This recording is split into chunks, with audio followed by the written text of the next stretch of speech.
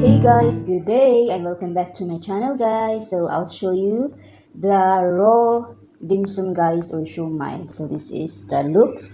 This is the siomai that I made last night guys. Ayan, but this one is a different style na medyo you wrap it up like, or you tie it up, this one, and parang higot guys ba. And here guys, and here guys, and here guys, and here guys. And yeah, this is the siomai that I made last night. Ayan. So, siomai tour tayo na lang, or dim sum tour. Ayan. They are all 120 dim sum or siomai guys. So, I'm practicing doing this again, this is one of my favorite food. Ayan, Asian food.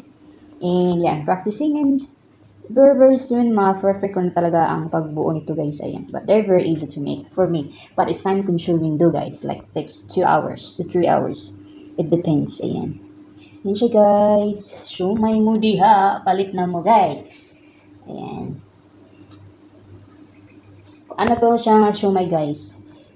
Beef and pork and lamb siomai. Ayan.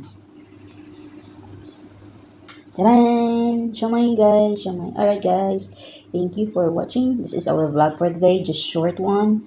Siomai, siomai, siomai. So 1, 2, 3, 1, 2, 3, 4, 5, 6, 7, 4, 7, 9 ka, ano guys, 9 ka plates. Ayan.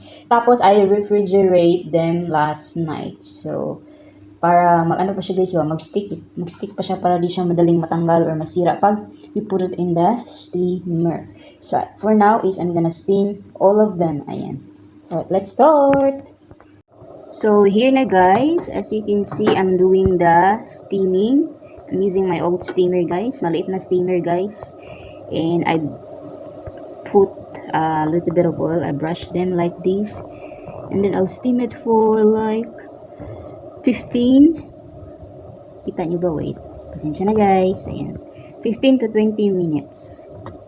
Ayan. And then, ready na yan guys. Then after this one is, I'm gonna make a sauce.